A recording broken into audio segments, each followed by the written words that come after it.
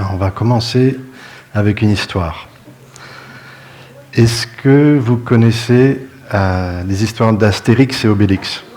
Oui, ok. Même les enfants qui ne parlent pas français, vous connaissez Astérix et Obélix? Oui. Plus ou moins. C'est un peu francophone quand même. Alors, les histoires d'Astérix et Obélix, ils parlent d'un petit village en Bretagne qui résiste l'occupation romaine. C'est les irréductibles Gaulois qui résistent à toutes les armées de Rome. Et il y a deux guerriers qui sont amis, meilleurs amis, un petit, Astérix, et un grand et gros, Obélix. Et Obélix, il est tombé dans la marmite de la potion magique quand il était bébé. Et donc il est très très fort. Il n'a jamais besoin de reboire de la potion magique parce qu'il a la super force toute la vie. Et Obélix, vous vous rappelez, il a un petit chien. Vous vous rappelez comment il s'appelle? Idéfix. Idéfix. Moi, j'aime beaucoup le nom du petit chien, Idéfix. Quand on a une idée fixe. Et c'est très marrant parce que pour ceux qui comprennent l'anglais, les noms sont très très bien traduits. Donc le nom du petit chien en anglais, c'est Dogmatix. C'est pas mal, hein? Ah, ils ont bien réussi leur coup. Alors, Idéfix, est-ce que vous vous rappelez de temps en temps, Idéfix, il pleure, il est très triste. Vous savez pourquoi? Oui, pourquoi? Oui, il n'aime pas quand Obélix renverse un arbre par accident. Des fois, Obélix, comme il est très très fort, il ne maîtrise pas sa force. Et des fois, il est un peu en colère et puis il arrache un arbre.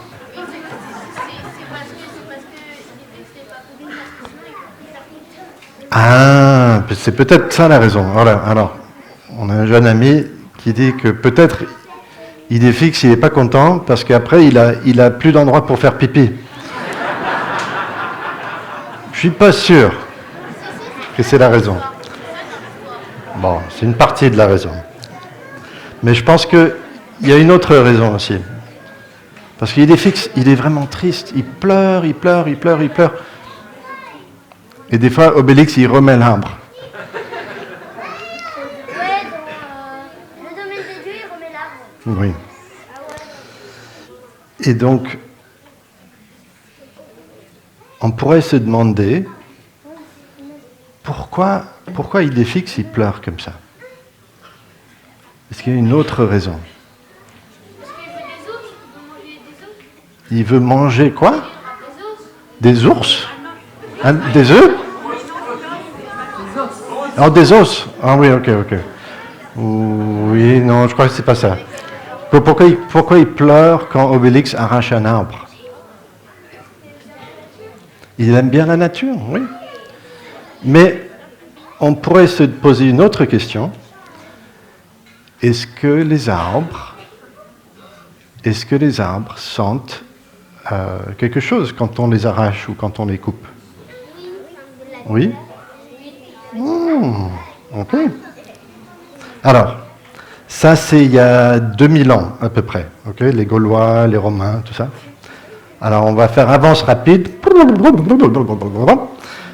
2000 ans, presque. Jusqu'à l'année 1998 à peu près. Et moi, je suis allé dans une école, une université, un peu comme, comment ils appellent l'école de Harry Potter en français? Poudlard, ok. Alors, en anglais, c'est Hogwarts. Voilà. Alors, mon école, c'était un peu comme ça. Chaque bâtiment était un peu comme un château, avec des crénellations, des cours, beaucoup de règles bizarres, très très anciennes. C'était une très ancienne école. Et puis, des très très beaux bâtiments, des bâtiments anciens.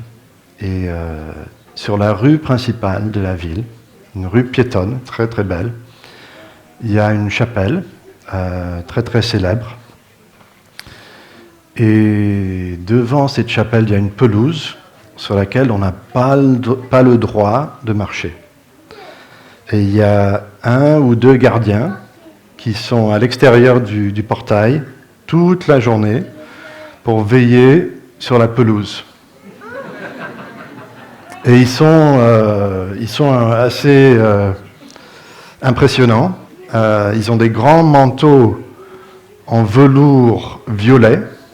C'est un peu comme le violet des coussins ici, avec des boutons en or et un grand chapeau haut de forme gris.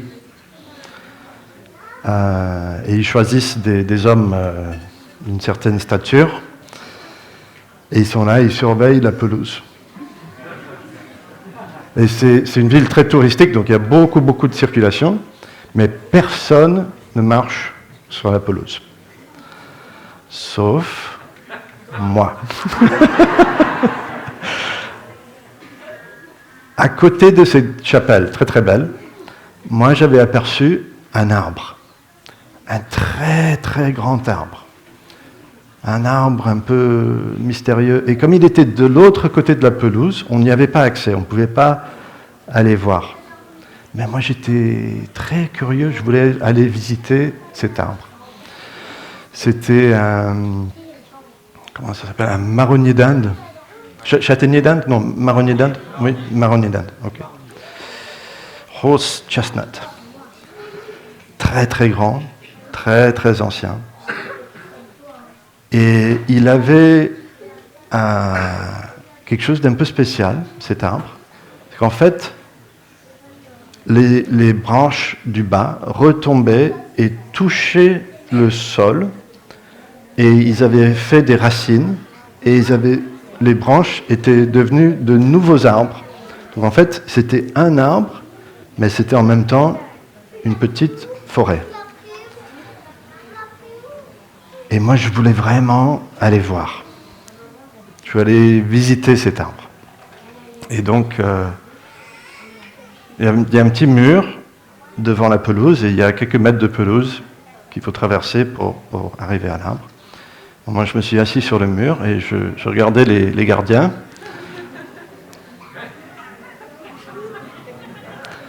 Et eux, ils me regardaient, ils regardaient tout le long de la pelouse. Qu'est-ce qu'il fait celui-là? Alors j'ai attendu qu'il y avait un grand groupe de touristes qui voulaient aller visiter la chapelle. Un gardien a tourné le dos. Choup, j'ai traversé en courant la pelouse. Et je suis arrivé à l'arbre. Et c'est comme un mur de feuilles, complètement... on voyait rien à travers, juste des feuilles jusqu'au sol. J'ai pénétré là-dedans, et dedans, c'était comme une grotte verte, énorme, parce que c'était entouré complètement des branches énormes du bas qui avaient retombé sur le sol pour refaire des racines et refaire des troncs. Et donc c'était complètement enfermé de verre, de feuilles. Très très très beau. Et par terre, à l'intérieur de l'arbre, il n'y avait pas d'herbe, il y avait un tapis de petites fleurs blanches que je n'avais jamais vu auparavant. Un tapis complet de petites feuilles blanches. Et j'étais passé du monde de la ville, des touristes, du bruit, des commerces, tout ça. Et une fois que j'avais pénétré à l'intérieur de cet arbre, c'était silencieux, c'était calme. J'avais l'impression d'être entré dans un autre monde, un monde magique. Et les branches, alors le tronc énorme. Je ne pouvais pas l'encercler des bras. Il faudrait peut-être 7 ou 8 personnes pour faire le tour du tronc. Énorme. Et les premières branches étaient aussi énormes et sortaient du tronc comme ça. Et ils étaient tellement grands qu'on pouvait marcher dessus. C'était comme des... et comme ils retombaient jusqu'au sol, on pouvait monter dessus et grimper dans l'arbre juste en marchant comme sur une rampe. C'était incroyable. Et j'avais l'impression que cet arbre, c'était un ami. Je me sentais si bien. Et j'allais souvent visiter mon ami, l'arbre. Parce que quand j'étais là, toutes mes inquiétudes, tous mes soucis s'en allaient. Je m'allongeais des fois sur les branches, elles étaient tellement grandes qu'on pouvait s'allonger carrément dessus, sans crainte de tomber, elles étaient tellement larges. Et je regardais les feuilles au-dessus de moi, et c'était un très très grand arbre, peut-être 30 ou 35 mètres de haut, énorme. Et je me sentais très très bien là. Et donc, je trouvais ça tellement magique que je voulais montrer ça, mais je voulais partager ça avec mes amis. Donc j'avais un ami, un jour, je l'ai amené avec moi. On a fait on a attendu que les gardiens regardaient dans l'autre sens. On a traversé ensemble. Et puis je voulais lui partager mon endroit secret, magique. Et peut-être que ce jour-là, mon ami était un peu de mauvaise humeur. Et il a commencé à arracher les feuilles de l'arbre. Et il disait, ah, c'est drôle, les arbres, ils sentent rien, parce qu'on sait qu'ils n'ont pas de système nerveux, ils n'ont pas de cerveau, ils n'ont pas de nerfs, donc ils sentent rien. On peut leur arracher des feuilles toute la journée, et ils sentent rien. Et moi, j'étais pas très content. Parce que je savais, je sentais plutôt qu'il avait tort. Que l'arbre pouvait très très bien sentir qu'on y arrachait des feuilles. Et puis, j'avais l'impression que qu'il fallait pas faire ça. Il fallait laisser l'arbre tranquille. Et en fait, peut-être même encore plus avoir même un peu de révérence envers l'arbre, d'être un peu humble. Parce que l'arbre est tellement majestueux, il abrite tellement de différents animaux, d'oiseaux, d'insectes. Mais je ne pouvais pas lui convaincre que l'arbre avait des sensations. Parce qu'à l'époque, il y a 27 ans de ça à peu près, la science prétendait que les plantes et les arbres ne pouvaient pas sentir de douleur ou de souffrance. Alors, si on avance encore un peu plus, jusqu'au jour d'aujourd'hui, maintenant, la science commence à confirmer que Idéfix, il avait raison. Qu'en fait, les arbres, on ne sait pas exactement comment encore, mais ils ont peut-être une forme de conscience. Alors ça, c'est une partie de science très très nouvelle. Peut-être que c'est vous qui allez découvrir comment les arbres sentent et peut-être communiquent, etc. Il y a encore beaucoup, beaucoup de découvertes à faire. Mais pour faire ces découvertes, il va falloir être là pour les arbres. Parce que ce qu'on sait, pour l'instant, on n'a pas toute la réponse, mais les scientifiques disent que les arbres peuvent communiquer avec nous, Mais ça leur prend un petit peu plus longtemps que nous. Alors, moi j'ai testé cette communication avec les arbres. Et les scientifiques ils disent que si on reste à côté d'un arbre une demi-heure, ou 1 heure, ou même plus longtemps, mais au moins une demi-heure, l'arbre ouvre ses pores et il communique avec un peu comme des huiles essentielles, des odeurs. Et si tu trouves un arbre et tu vas t'asseoir au pied de l'arbre et tu restes suffisamment longtemps, l'arbre il sait que tu es là, mais l'arbre il parle très très lentement. Et pendant au moins une demi-heure, c'est comme si il se prépare pour parler, il se racle un peu la gorge. Un être humain. Et nous, très souvent, on est déjà parti. L'arbre, peut-être il veut nous dire quelque chose, et nous, on est déjà plus là. Et alors l'arbre, ah bon.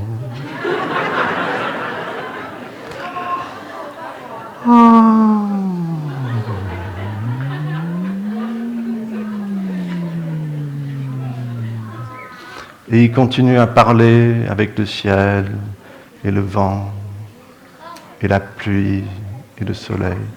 Et un autre petit humain arrive et peut-être il fait un câlin à l'arbre. Il dit alors, l'arbre, et il va me dire quelque chose. J'ai pas le temps. Et l'arbre, oh.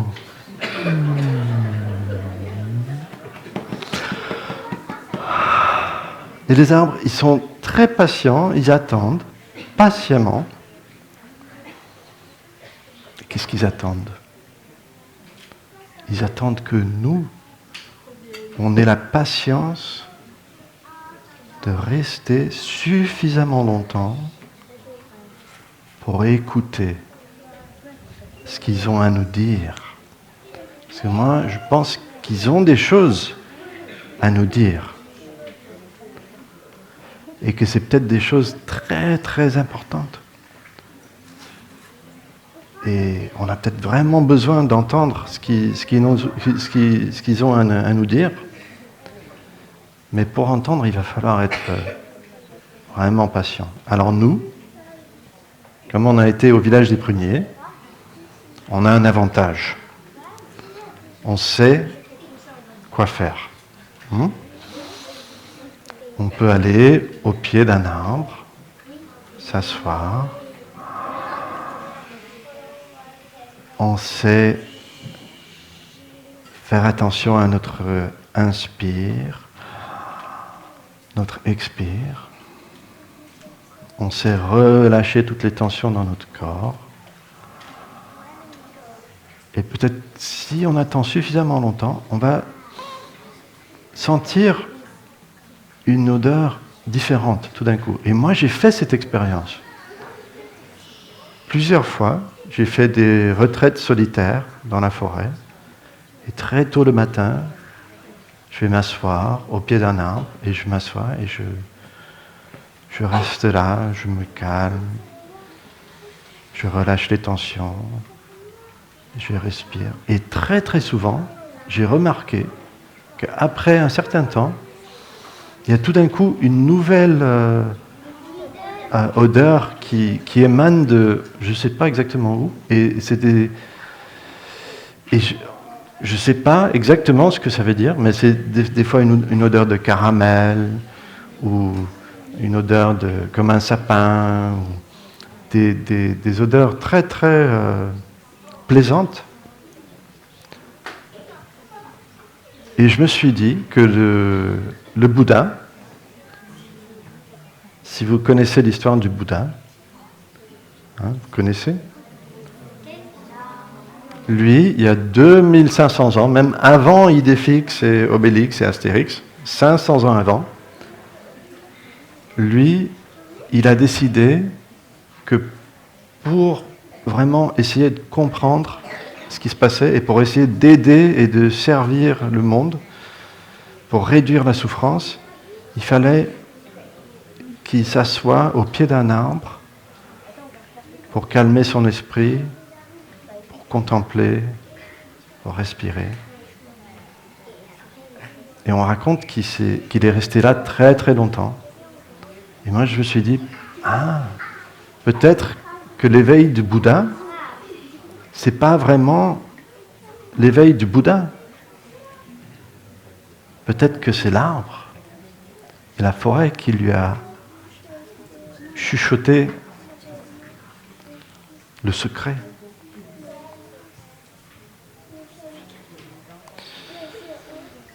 Voilà. Donc, je vous invite tous à tester, à aller voir si les arbres ont quelque chose à vous raconter.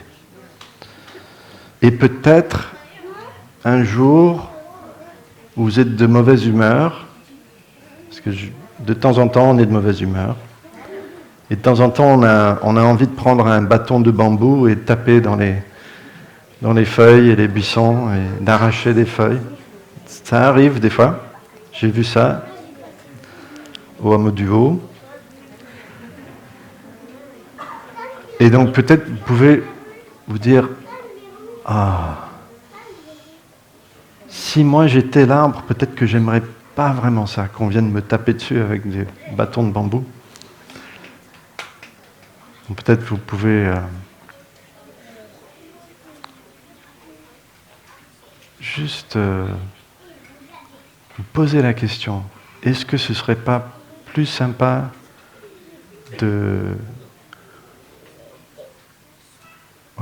d'attendre et d'écouter ce que les arbres ont à nous dire? Ok. Je pense que c'est le moment pour les enfants d'aller rejoindre le programme et jouer. Tu as la main dans l'air depuis très très longtemps. Qu'est-ce que tu voulais dire?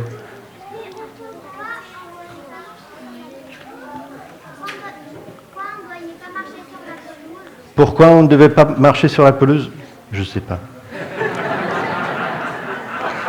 Une règle très très ancienne. Ok, avec le prochain son de la petite cloche, on invite tous les enfants à se lever.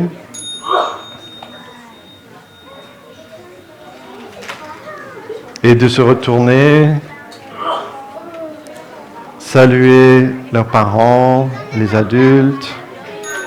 Merci. Oui, il est vrai. C'est une histoire vraie.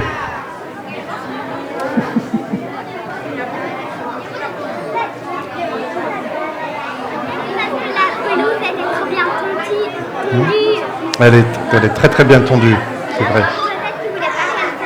Vous appelez comment comme maître? Moi je m'appelle frère Faplin.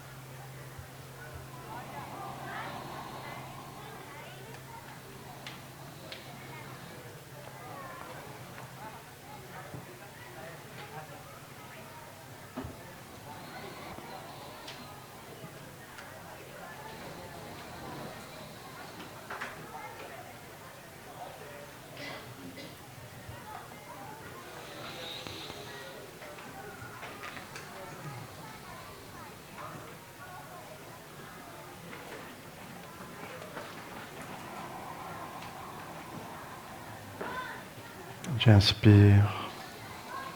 Je sais que j'inspire.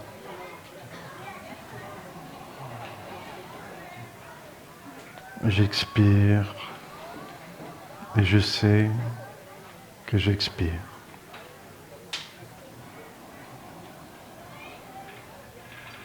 Conscient de l'inspire.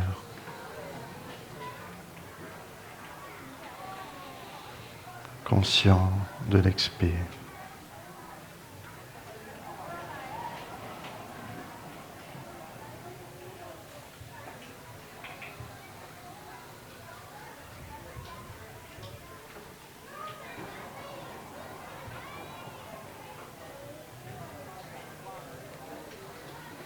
J'inspire, je suis conscient de tout mon corps, de toutes les sensations de mon corps. J'expire, j'observe, je reste avec toutes les sensations de mon corps.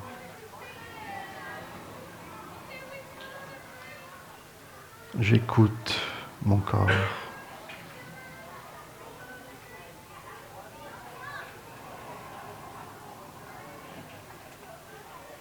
J'inspire et j'entends le son des enfants. J'expire, je me nourris de la joie, de la fraîcheur des enfants.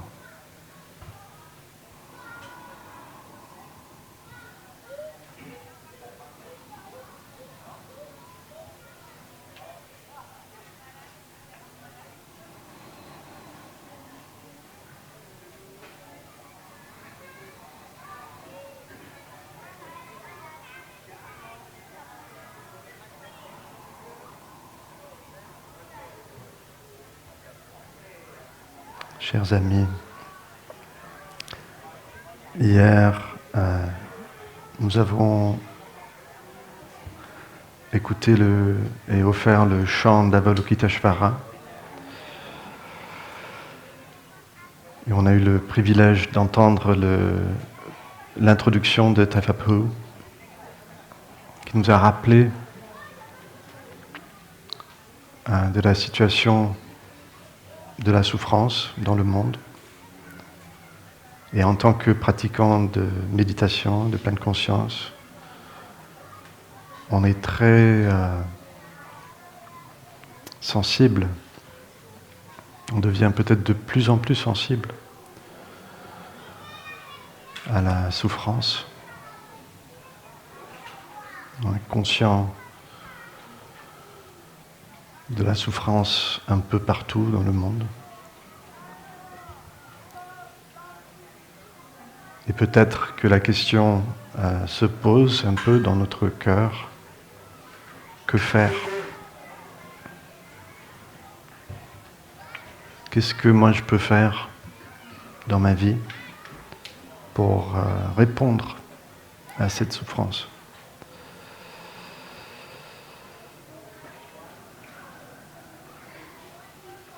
Et des fois, on est pris par une très très grande envie de trouver un moyen de faire cesser les guerres, la violence, les abus de pouvoir, l'inégalité.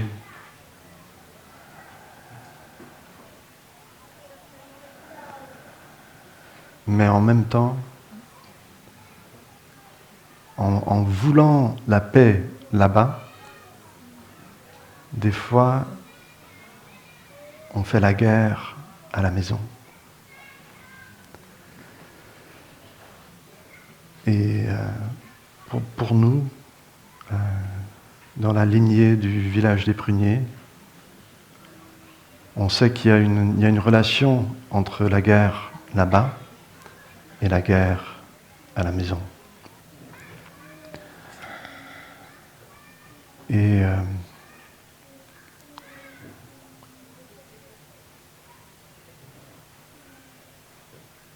on veut agir pour la paix là-bas et à la maison. Et donc aujourd'hui, je voulais parler un peu de l'amour. En quoi consiste l'amour et comment on peut faire grandir l'amour dans le monde, en nous et dans le monde.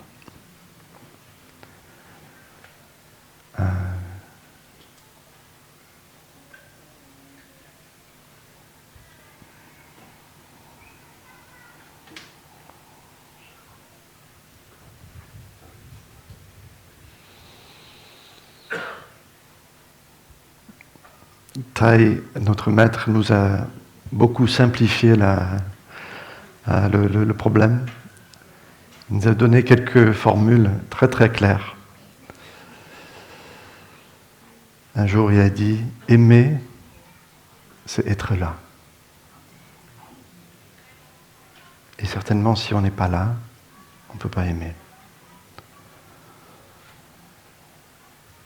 Et donc, on apprend à être encore plus là. Parce que c'est pas binaire, c'est pas soit je suis là, soit je suis pas là. Il y a un degré de être là.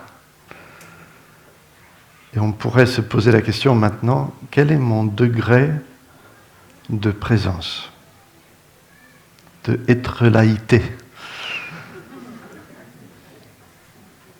d'être la sens, non, je sais pas. Peut-être des fois c'est 20%, peut-être moins. Peut-être que quand le téléphone est là, mon pourcentage de être laïté diminue un peu. Je suis plus là-bas que ici.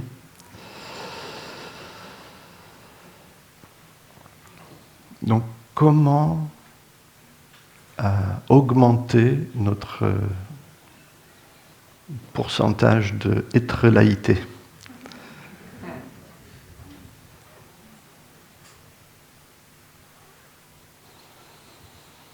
On peut commencer par respirer. On respire de toute façon, mais on devient conscient de notre respiration. Et peut-être très rapidement, après une respiration consciente, on a un peu plus de être laïté, un peu plus de présence.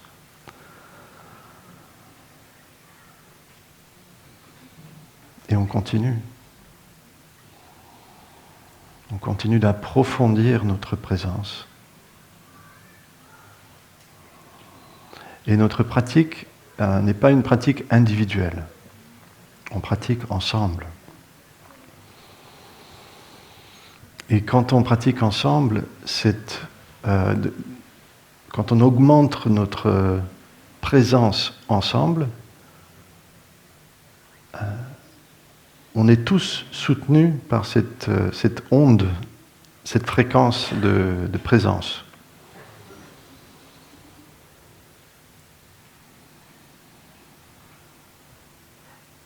Mais des fois, quand on rentre à la maison, quand on retrouve un peu les soucis du travail, peut-être des fois les enfants sont difficiles, peut-être des fois les enfants ils reviennent de l'école très agités. Et donc comment dans cette situation aimer ? Comment être vraiment là ? Peut-être que c'est intéressant d'introduire des petits moments de pause. Quand on rentre à la maison, du boulot, peut-être juste avant d'ouvrir la porte, on peut faire attention, quel degré de présence j'ai maintenant, dans ce moment. Est-ce que j'emmène, est-ce que j'entre dans la maison avec mes soucis? Est-ce que j'entre dans la maison avec un peu de frustration, de colère, d'impatience? Et on sait que, au fond de nous-mêmes, dans notre cœur, on veut offrir le mieux de nous-mêmes à nos bien-aimés, à nos enfants, nos parents, nos partenaires. Donc peut-être c'est intéressant d'introduire une petite pause, juste pour régénérer notre présence. Comme on sait le faire, c'est pas compliqué, c'est pas difficile, mais il faut prendre un petit moment de pause.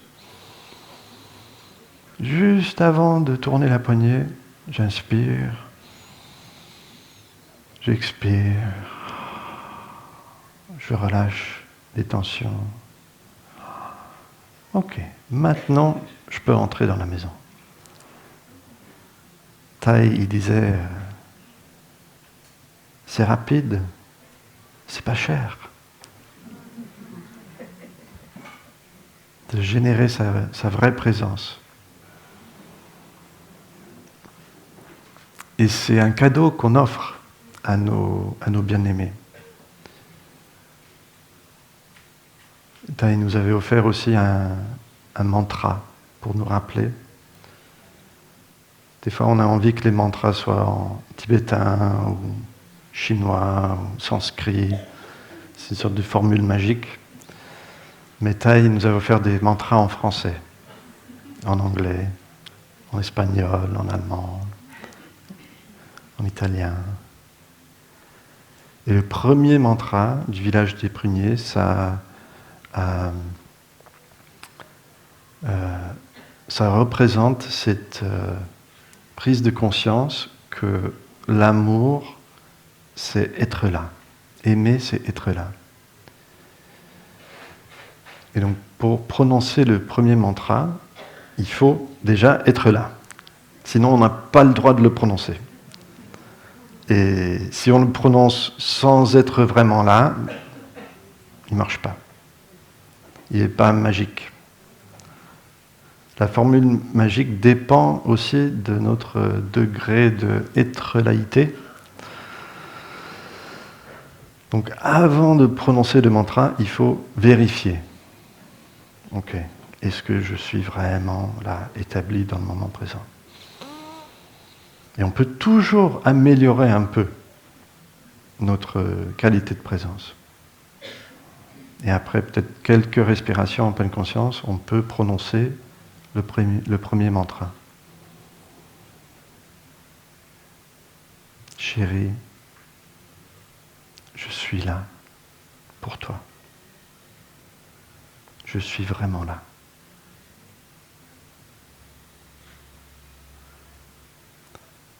Et c'est pas si facile de prononcer ces mots. C'est une sorte de défi. Moi, j'ai essayé de le faire avec mon père. Pas évident. Parce qu'on se sent un peu ridicule.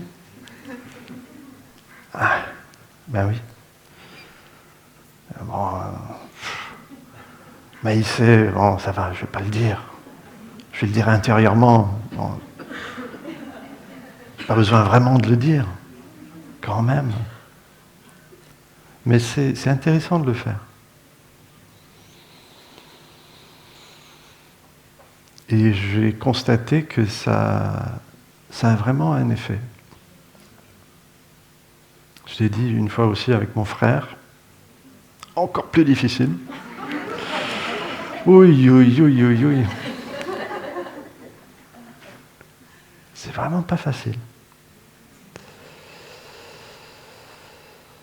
Mais c'est intéressant, souvent je crois, avec les enseignements de Tai, on les connaît très bien déjà, on sait quoi faire, mais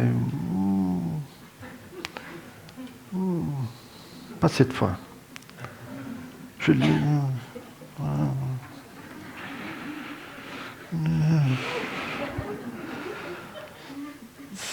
c'est un peu gênant. C'est pas très confortable.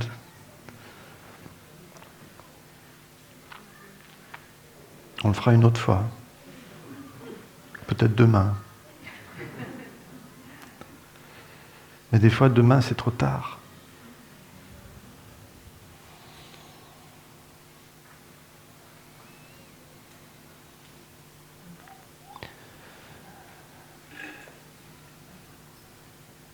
Et il y a une autre sorte de précondition pour pouvoir aimer.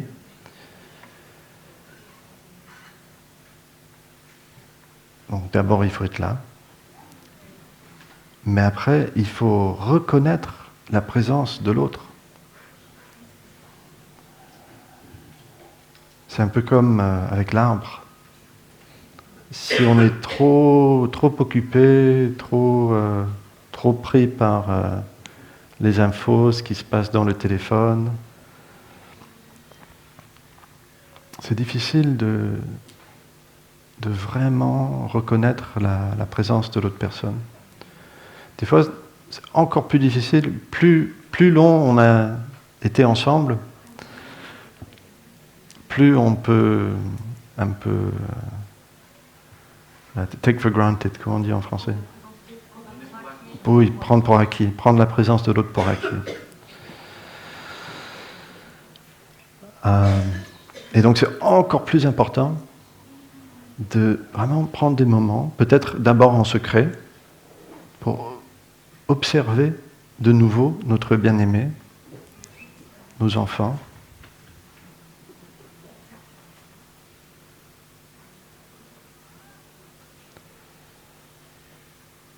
Parce que aimer, c'est reconnaître la présence de l'autre. Et une fois qu'on a vraiment reconnu leur présence,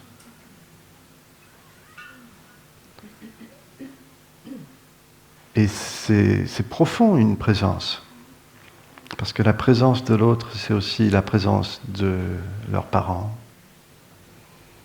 Quand on marie quelqu'un, on marie les parents aussi. On marie toute la lignée.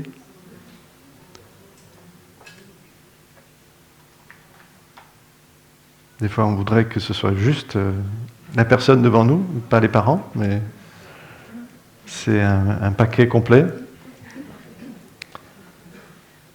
On vit avec toute la lignée, les générations antérieures.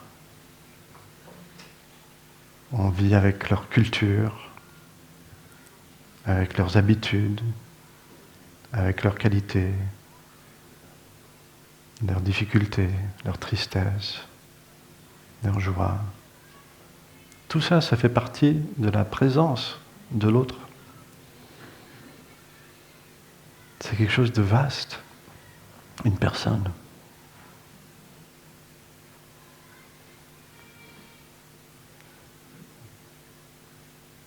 Donc c'est une forme de méditation, de contemplation, pour vraiment renouveler notre regard.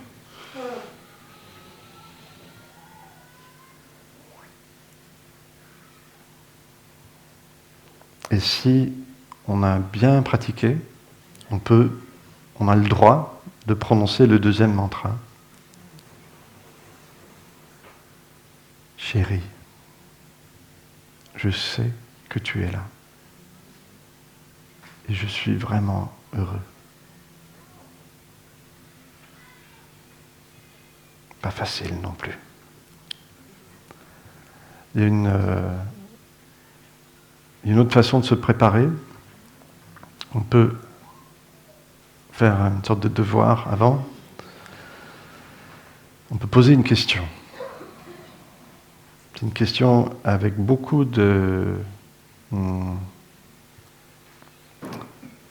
est très puissante, cette question.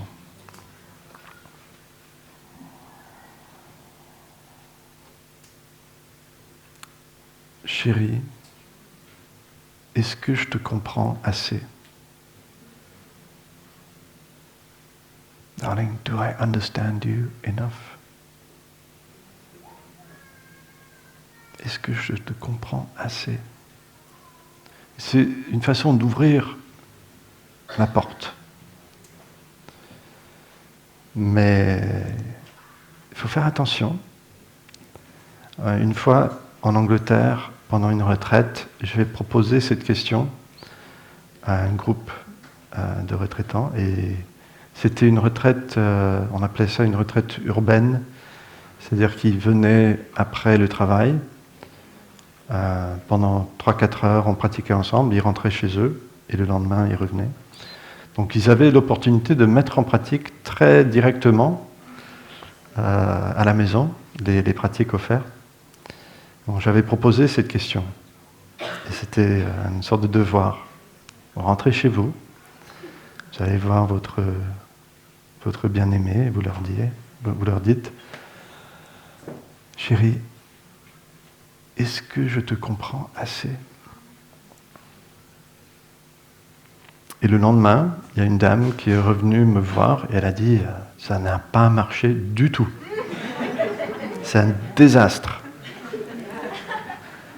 Et je lui dis, ok, alors dis-moi, qu'est-ce que vous avez dit à votre mari ? Et elle me dit, je me suis servi de la question, ou de la phrase que vous nous avez offert. Et je lui dis, ok, mais répétez-la moi, qu'est-ce que vous avez dit exactement ? Elle dit, je me suis assis avec mon mari et je lui dis, chérie, tu ne me comprends pas assez. Et après, il n'était pas content, on s'est disputé, alors votre truc, ça marche pas du tout.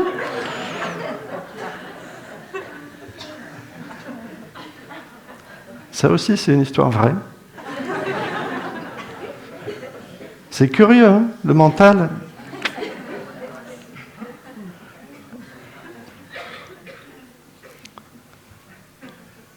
Donc, les outils de la méditation, des fois, sont puissants. Et il faut savoir s'en servir. C'est comme un couteau. Il peut couper.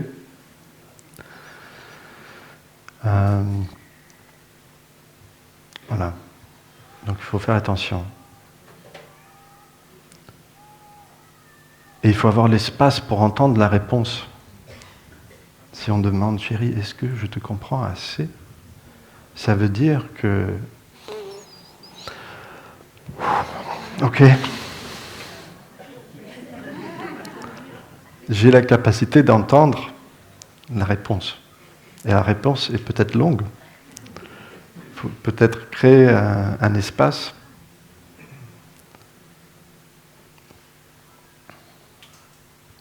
Et bien sûr,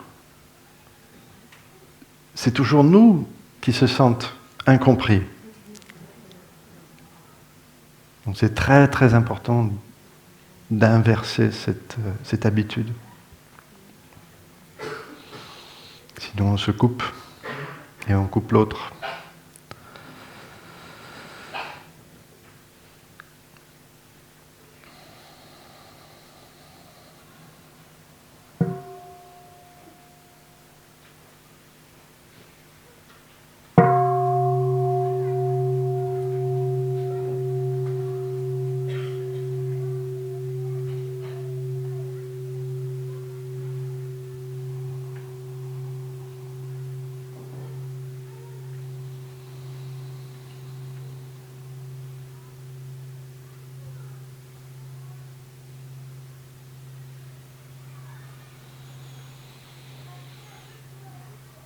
J'aimerais vous poser une question simple, pas une question difficile.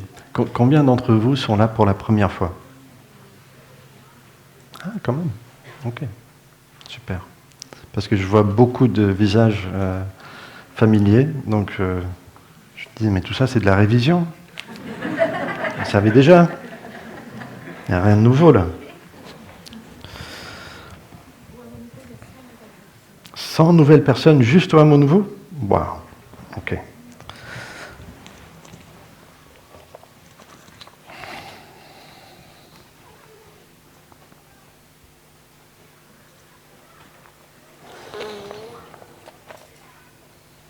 Alors dans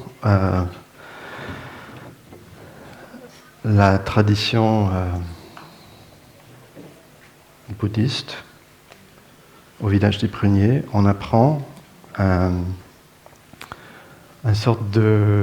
modèle du fonctionnement de notre conscience. Il faut faire un peu attention avec, parce que on a tendance à prendre les modèles pour la réalité. Mais ce n'est pas l'intention. L'intention de ce modèle, c'est de nous aider à pratiquer. Donc c'est juste comme un... Des fois, il appelait un jouet. Il faut savoir jouer avec. C'est juste... c'est pas censé représenter la réalité. Okay, c'est un aide pour la pratique. Donc on commence par un cercle. Et Thay, il disait, ça, c'est la première erreur. C'est un modèle de la conscience. Et notre conscience, divisée en deux parties. La partie supérieure, c'est la conscience mentale. Le mental, si vous voulez. C'est la partie de notre conscience auquel on a accès. C'est là qu'on a notre station de radio non-stop, le blabla de la narration intérieure, la petite voix intérieure qui... Et puis, demain, et puis, qu'est-ce que je devrais... Ça, c'est la conscience mentale. Et en dessous, il y a une autre couche qui s'appelle la conscience du tréfonds. DS ou D? DS? Ok. J'ai jamais appris à écrire en français, donc vous allez m'aider. Et la conscience du tréfonds, on n'y a pas directement accès. C'est un peu comme l'inconscient. Ce qu'on appelle l'inconscient, mais il y a différentes versions de l'inconscient. Il y a l'inconscient collectif de Jung, de Carl Jung.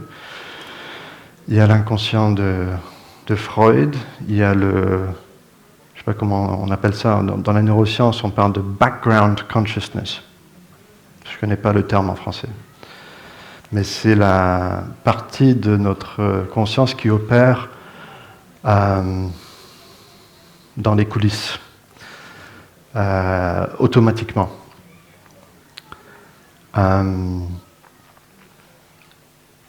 Mais dans l'enseignement du Bouddha, la conscience du tréfonds est beaucoup plus vaste encore que c'est l'inconscience collective, etc. Donc c'est pas exactement la même chose. On a peut-être tendance à confondre avec des notions qui nous sommes déjà familiers, mais il faut avoir l'esprit ouvert. C'est quelque chose de peut-être un peu différent. Alors, et il faut se rappeler, c'est juste sa métaphore. Dans la conscience du tréfonds, il y a ce qu'on appelle des graines. Et les graines, c'est aussi une métaphore. C'est comme des potentiels qui, si ils sont réveillés par une impression sensorielle, ils se manifestent en tant que formation mentale, au niveau de notre conscience mentale. Donc on a peut-être une graine de colère. Peut-être là, maintenant, ici, dans la salle de méditation, on n'est pas en colère, j'espère, mais on a le potentiel d'être en colère. Ça, on ne peut pas le nier. Alors la colère n'est pas présente au niveau de la conscience mentale, mais avec les bonnes conditions, on pourrait être en colère. Et peut-être que nos bien-aimés à la maison, ils savent très bien comment programmer, et ça se manifeste. au niveau de la conscience mentale. Donc c'est une graine, donc on aime bien dessiner, quand la graine germe et se manifeste, on dessine une fleur. Celle-là, c'est la fleur de la colère. Donc, au niveau du tréfonds, c'est potentiel, pas accessible directement. Quand le potentiel est activé, il devient formation mentale. Formation mentale, c'est un terme technique dans l'enseignement de la psychologie bouddhiste. Et c'est un terme très important. Formation mentale. Ça veut dire que c'est quelque chose qui est formé de plusieurs causes et conditions. Et ce terme formation est très très important dans tout l'enseignement bouddhiste, parce qu'en fait, on s'entraîne à voir toutes les choses en tant que formation.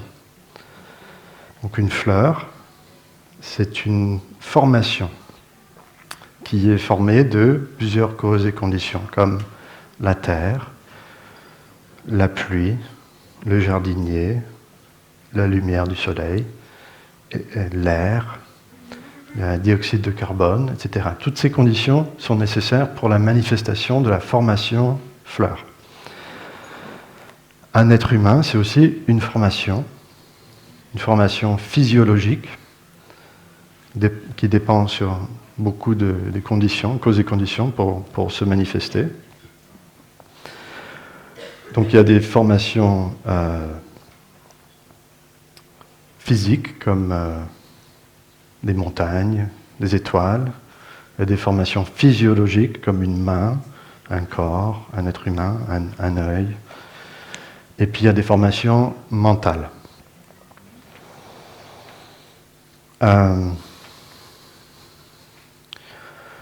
Et puis, j'ai dit que pour faire germer une graine dans le tréfonds, il faut des impressions, quelque chose qui vient réveiller la graine. Et principalement, ça arrive à travers les portes des sens. Donc on ajoute normalement 5 sens. Les yeux, les oreilles, le nez, la langue et le toucher, le corps. En fait, maintenant, on sait qu'on en a encore d'autres. On a l'interoception, donc il n'y a pas juste l'extéroception, c'est la sensation de contact au niveau de la peau, mais on a l'interoception, c'est les sensations à l'intérieur du corps, c'est un peu différent. On a la proprioception aussi, la sensation de savoir où sont les différentes parties de notre corps, sans regarder, sans les yeux, je sais que ma main est là, que mon bras est là. C'est la proprioception, et puis on a aussi l'équilibre. On a beaucoup d'autres sens, et il y en a peut-être encore d'autres qu'on ne connaît pas encore, ou que la science n'a pas encore reconnues. Et puis à travers les sens, il y a des impressions sensorielles qui viennent. Et puis, si l'impression sensorielle est suffisamment forte, elle va réveiller une multitude de formations mentales. C'est pas une à la fois, hein, on peut avoir beaucoup de formations actives en même temps.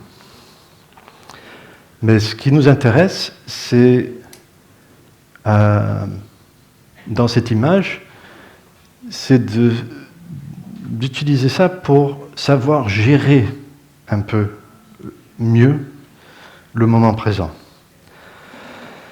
Et ce qu'on veut dire par gérer le moment présent, ça veut dire savoir gérer une sensation de souffrance, une peine, une douleur, et savoir aussi générer une sensation de joie, ou une pensée, une émotion positive. Donc c'est gérer la souffrance, générer le bonheur. Et donc, on propose cette image Et on a aussi, comme on a des graines, la conscience du tréfonds, c'est un peu comme la terre. Les graines sont dans la terre. Et avec les bonnes conditions, un peu d'eau, un peu de soleil, un peu de chaleur, les graines se manifestent en tant que fleurs. Des fois, c'est des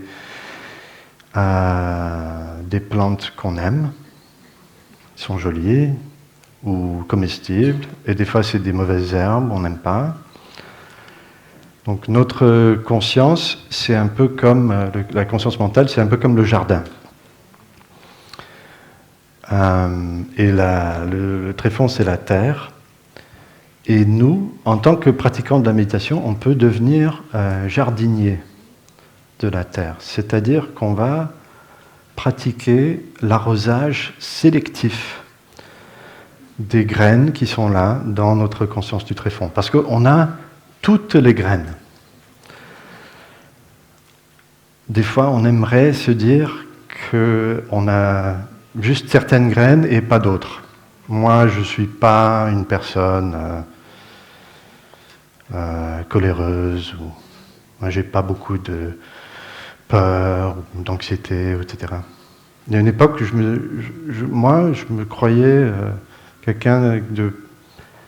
J'avais pas vraiment beaucoup de peur, d'anxiété.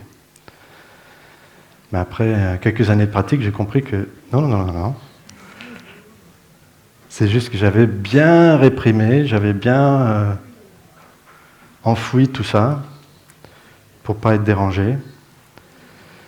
Mais on a toutes les graines. Et donc, la pratique consiste à savoir qu'est-ce qu'on veut arroser. Parce que quand un potentiel, une graine se manifeste en tant que formation mentale, dès qu'elle est présente dans notre conscience, la graine devient plus grande, elle est renforcée. Donc si la graine de colère a été touchée et présente en tant que formation mentale au niveau de la conscience et qu'on la maintient là longtemps, et on sait très bien le faire, des fois c'est une histoire,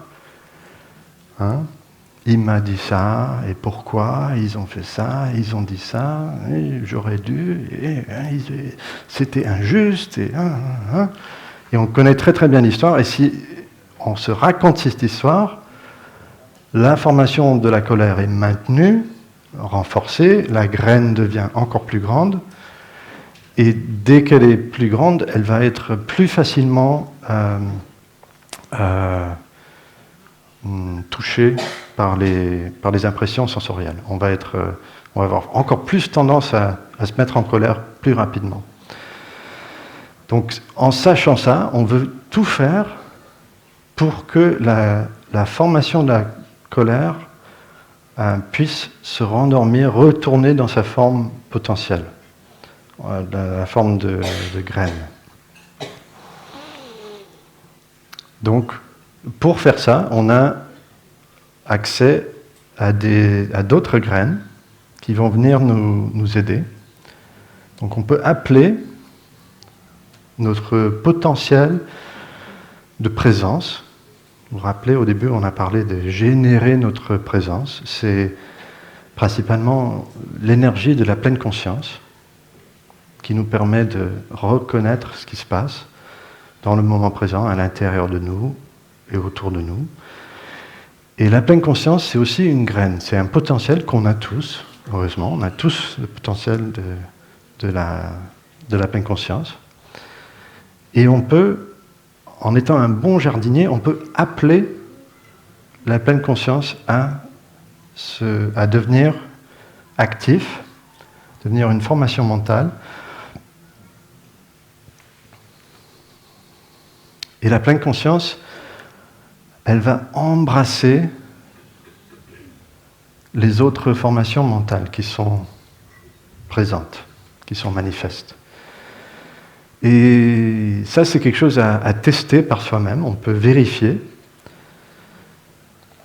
Ok, peut-être la colère est là, mais si elle est accompagnée de l'énergie de la pleine conscience, on peut constater que la colère, petit à petit, va diminuer, se calmer et peut-être, avec un peu de chance, se rendormir, retourner en forme de graine. Mais c'est très important, quand on pratique la pleine conscience de la colère, de distinguer l'énergie de la colère, la sensation de la colère, de l'histoire de la colère. Parce que si je pratique la pleine conscience de l'histoire de la colère, ça veut dire que je mâche, je rumine, je répète, je nourris la colère. Donc il faut faire gaffe. Pleine conscience de la colère, ça veut dire je suis pleinement conscient de la sensation de la colère dans mon corps, principalement. Quelle est l'énergie de la colère? Ah ouais, c'est vrai, j'ai une sorte de tension dans le ventre, peut-être mon cœur qui bat plus vite, j'ai les mains en sueur, c'est inconfortable. Et c'est très important de reconnaître que cette sensation de colère est fondamentalement pas très plaisante. Parce que l'histoire de la colère va nous raconter cette colère est importante, justifiée, qu'on a besoin d'agir pour se défendre, pour se venger, pour punir. Donc, l'histoire de la colère va avoir tendance à se justifier, et on aura l'impression qu'il faut maintenir la colère, qu'il faut agir sur la base de la colère. Mais si on fait attention à la sensation de la colère, là, on va pouvoir constater que, fondamentalement, cette sensation, c'est une sensation de souffrance. C'est vraiment pas plaisant. Peut-être que je peux calmer cette sensation, l'aider à se rendormir. Je m'en occupe avec tendresse, sans jugement. Donc on peut activer plusieurs graines en même temps. Pleine conscience, ça implique aussi tendresse. Dans notre tradition, la pleine conscience, c'est pas exactement une pleine conscience neutre, analytique, froide. La façon que Thay nous a enseigné la pleine conscience, il avait beaucoup de métaphores. Il nous parlait souvent d'une mère qui prend son bébé dans les bras pour le calmer. Donc ça, c'est une image, mais ça nous communique la qualité de pleine conscience que Thay nous invite à cultiver. Parce que des fois, dans le monde moderne, on nous présente la pleine conscience comme une pratique séculaire, et des fois, ça devient un peu neutre, un peu froid, un peu analytique. Et moi, je trouve intéressant de distinguer la qualité que Thay nous a transmis, cette pleine conscience qui est très très tendre, pleine d'amour, pleine de douceur, qui peut venir embrasser la souffrance, qui n'a pas peur de la souffrance. C'est pas exactement une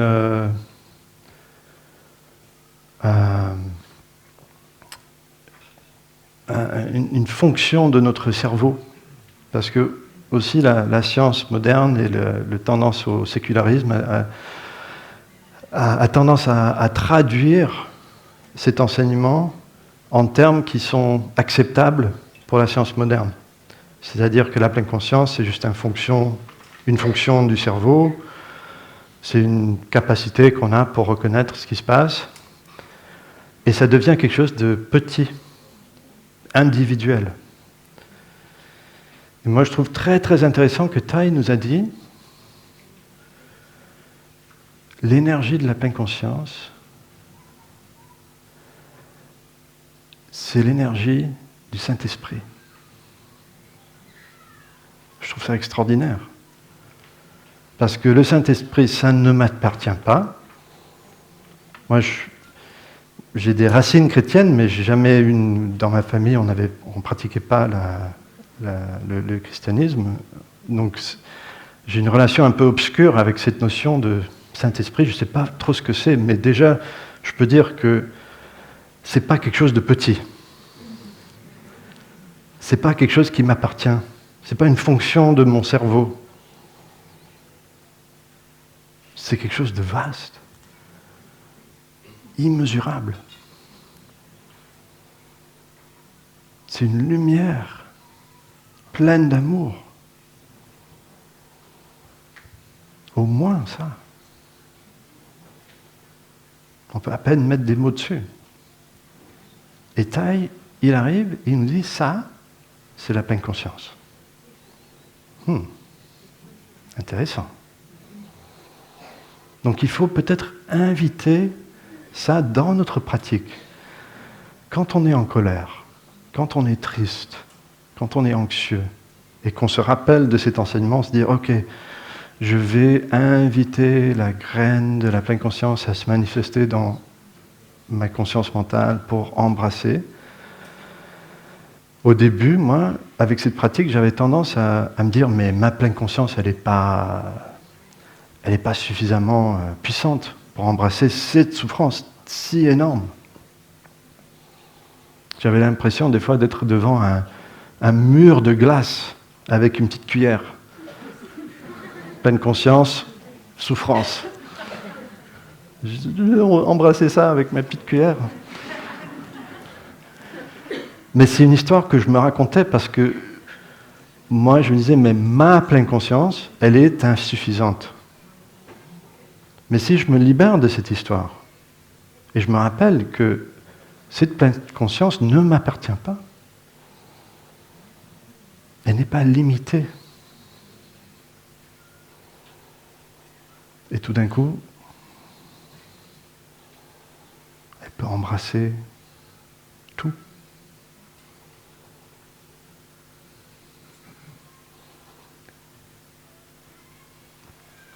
Alors, il va falloir abréger un petit peu. Je fais le sommaire. Ok, donc, cette pratique de gérer le moment présent, il peut s'appeler les 4 diligences. 2 L ou 1 L? Un seul. Bon. Et il y a 4 situations, on va diviser. C'est juste un aide-mémoire, ok?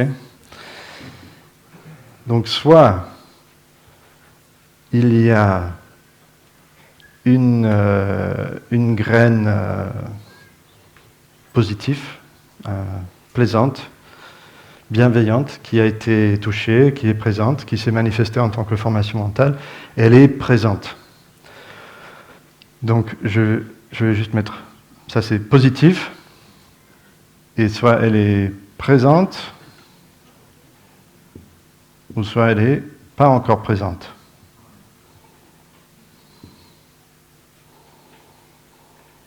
Okay, c'est très concret le bouddhisme, très analytique des fois. Et une autre possibilité, c'est qu'il y ait une graine, on va l'appeler négative. Il n'y a pas vraiment de graine négative. Mais des fois, il y a des graines qui, quand elles sont manifestes dans notre conscience mentale, ont plus tendance à nous faire souffrir. Et on voudrait qu'ils s'endorment un petit peu plus longtemps. Donc, les graines plus compliquées à gérer, comme la colère, la jalousie, la peur, l'anxiété, peuvent être soit présentes, déjà présentes, ou pas encore présentes.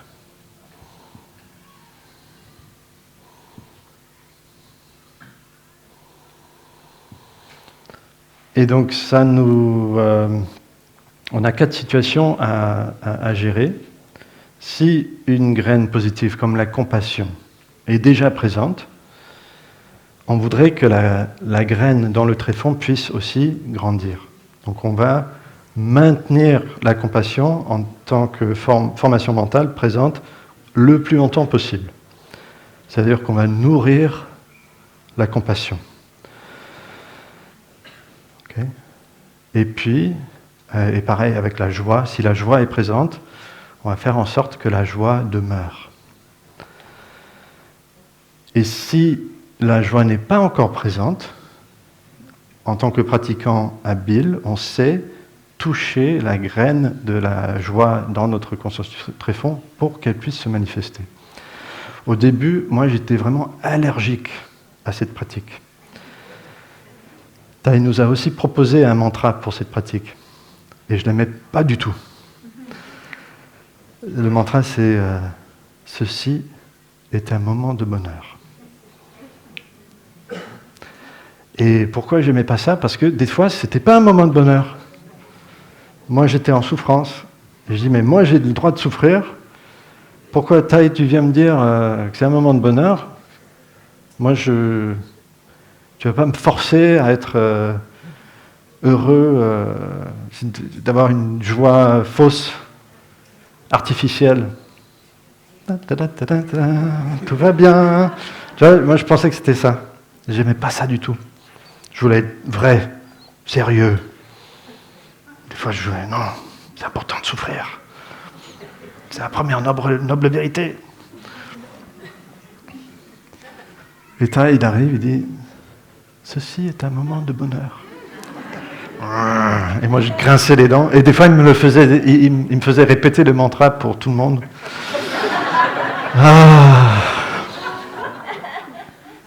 Ouais. Il m'avait bien visé. Mais petit à petit, j'ai appris à toucher la graine du bonheur, de la joie, et de prendre la responsabilité, pour le moment présent. On sait très bien que dans différentes situations, dans la même situation, différentes personnes peuvent soit souffrir ou être complètement libres de souffrance. Donc ce n'est pas exactement les conditions qui sont, ou la situation qui détermine que ce soit un moment joyeux ou un moment de souffrance. C'est nous. C'est notre façon de réagir. Donc de pouvoir transformer un moment dans un moment de joie, ça ne veut pas dire nier la souffrance. Au contraire. Là, ça veut dire qu'on sait qu'on est responsable de notre propre bonheur. Et qu'on a besoin de la joie, du bonheur, pour pouvoir répondre à la souffrance. Bien répondre. Et Thay Phaphu nous a enseigné ça aussi hier. Comment générer une formation mentale positive. Et quand il y a une formation mentale plus difficile, qui nous fait souffrir, qui est lourde, si elle est déjà présente, on apprend à la calmer, qu'elle se rendorme.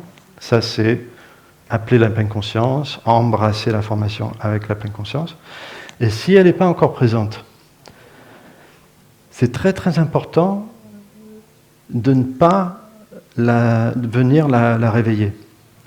Et ça veut dire qu'il faut qu'on fasse très attention à ce que l'on consomme à travers nos sens.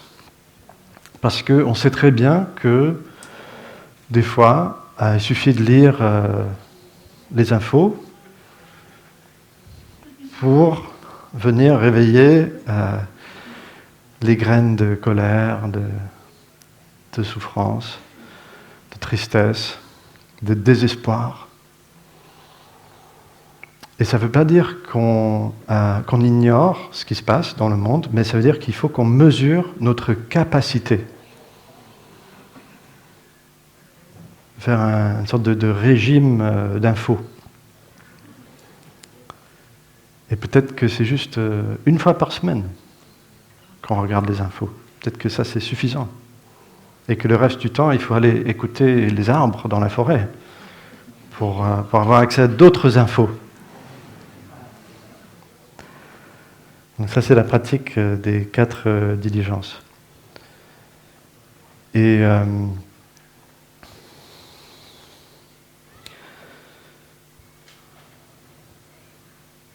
comme ce n'est pas une pratique individuelle, on pratique ensemble. Et c'est important de se rappeler de la première erreur. Tu avais dit, dessiner un cercle, c'est la première erreur. Pourquoi ? Parce que ça invite l'idée qu'il y a quelque chose à l'intérieur de la conscience du tréfonds et qu'il y a quelque chose à l'extérieur. Et là, il dit non. Ça, c'est la première erreur. Ma conscience du tréfonds, c'est pas exactement la mienne. C'est pas exactement quelque chose d'individuel. Donc, moi, je vais modifier un peu le dessin. C'est très... je deviens hérétique.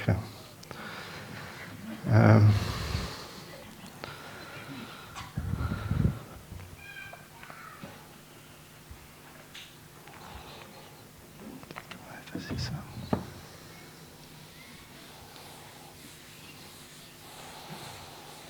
Donc imaginez que votre bien-aimé, elle est là. Avec sa conscience mentale, sa conscience du tréfonds. Mais en fait, cette conscience du tréfonds, elle n'est pas individuelle. Donc on va proposer un autre dessin. Un peu plus comme ça. Et ces graines sont partagées. Votre colère, est-ce qu'elle est vraiment la vôtre ? Est-ce qu'elle est vraiment individuelle ? Rappelons-nous que les potentiels, les graines,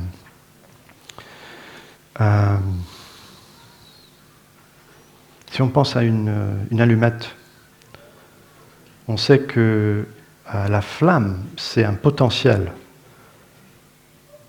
de l'allumette et quelques conditions, un geste, un peu d'oxygène, la flamme se manifeste. Mais le potentiel de la flamme, c'est quelque chose de pas exactement individuel, pas vraiment unique à cette allumette. Et si cette flamme est éteinte, le potentiel de la flamme, elle reste. Une autre allumette, une autre flamme. Est-ce qu'elle est vraiment différente ? Donc ma colère, je ne suis pas complètement sûr qu'elle soit exactement la mienne, individuelle. Certainement, il y a un lien entre ma colère et la colère de mon père, la colère de ma mère, la colère de mes grands-parents, la colère de ma génération, de ma culture. Donc pas exactement individuel. Et on peut être jardinier non seulement de notre propre tréfonds, mais du tréfonds de notre bien-aimé. On peut être jardinier l'un de l'autre, l'une de l'autre. Et ça fait partie de notre pratique de l'amour. Et principalement, ça veut dire qu'il ne faut pas avoir peur de la boue, des ordures dans le jardin de notre bien-aimé. Parce qu'on sait qu'un bon jardin a besoin de compost pour faire des belles fleurs. Donc on n'a pas peur de la souffrance de notre bien-aimé, de sa famille, de sa lignée, de sa culture. On sait qu'en fait on en a besoin. Et en tant que bon jardinier, on sait très bien comment s'en occuper.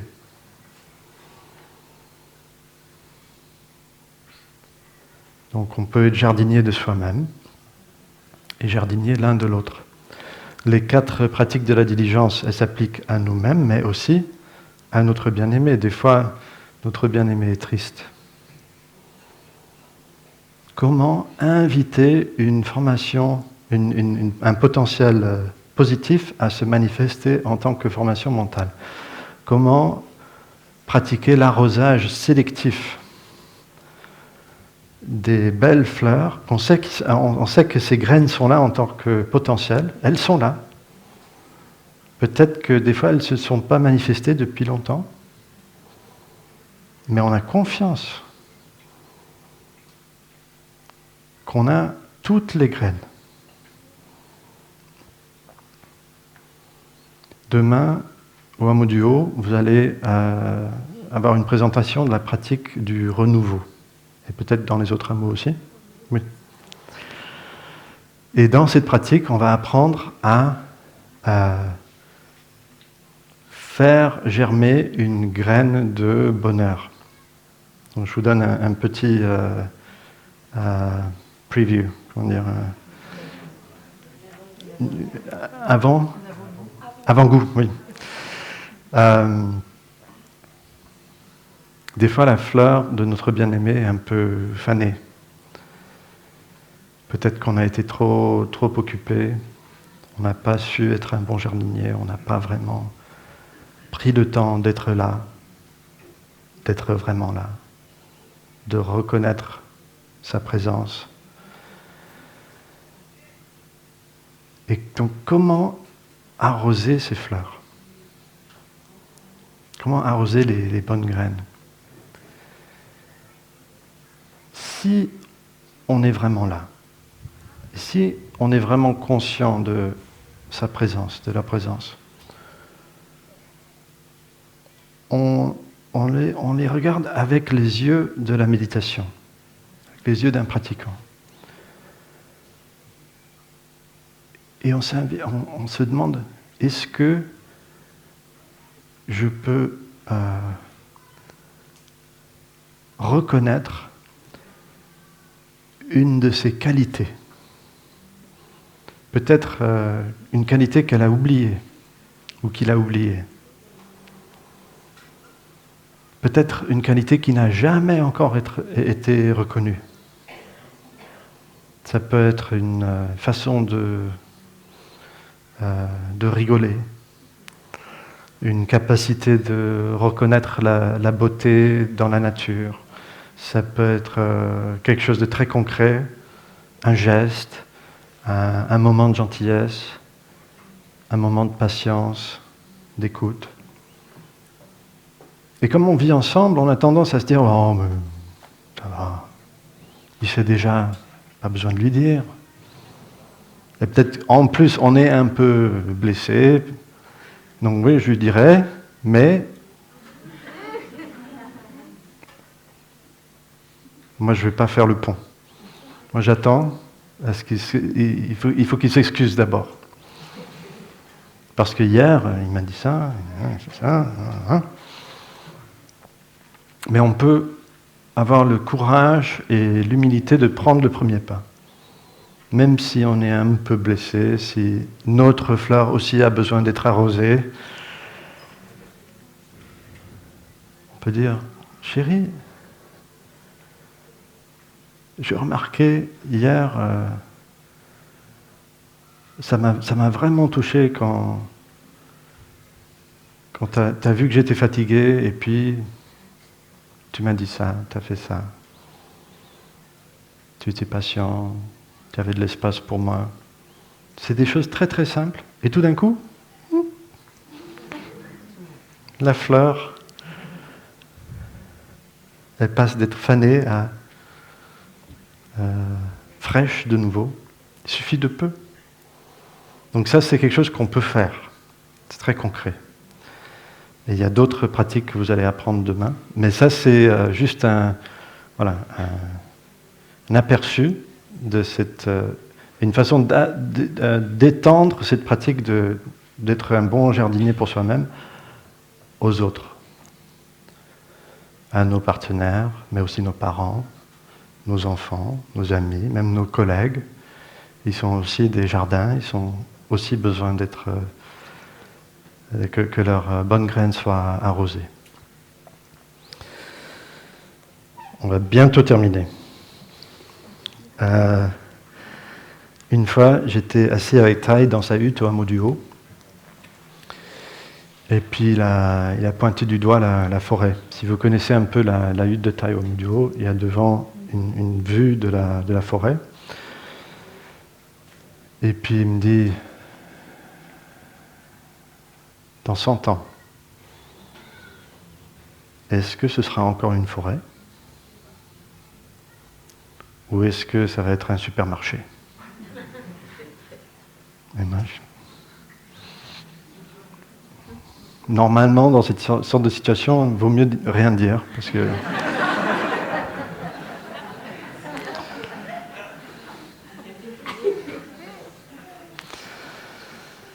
Et puis il me regarde avec ses yeux brûlants. Il me dit, ça dépend de toi.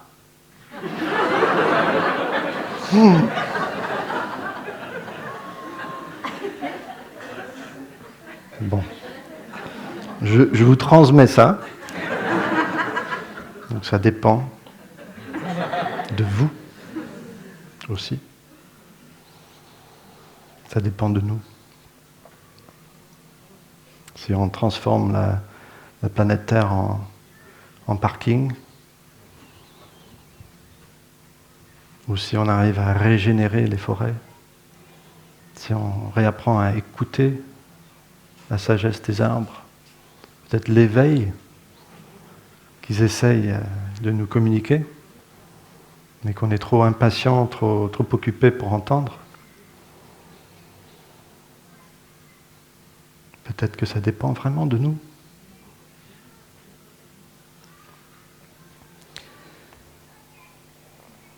Parce que comme on a appris hier,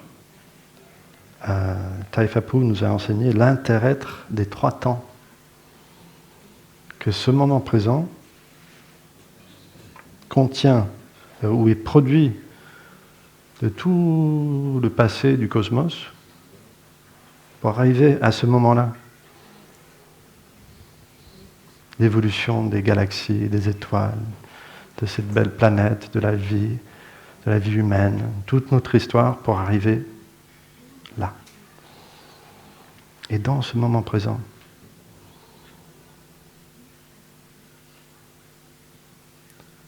on a l'opportunité de tisser le futur. On tisse le futur avec les fils du passé.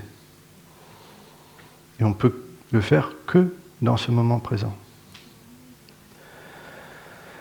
Des fois, face à la souffrance du monde, aux guerres, aux injustices, à la destruction de l'environnement, on se sent insuffisant, impuissant. Qu'est-ce qu'on peut faire pour répondre à cette souffrance? Mais si on se rappelle que tous ces futurs possibles sont basés sur ce moment, en fait, le futur, il est déjà là. Il est déjà entièrement là.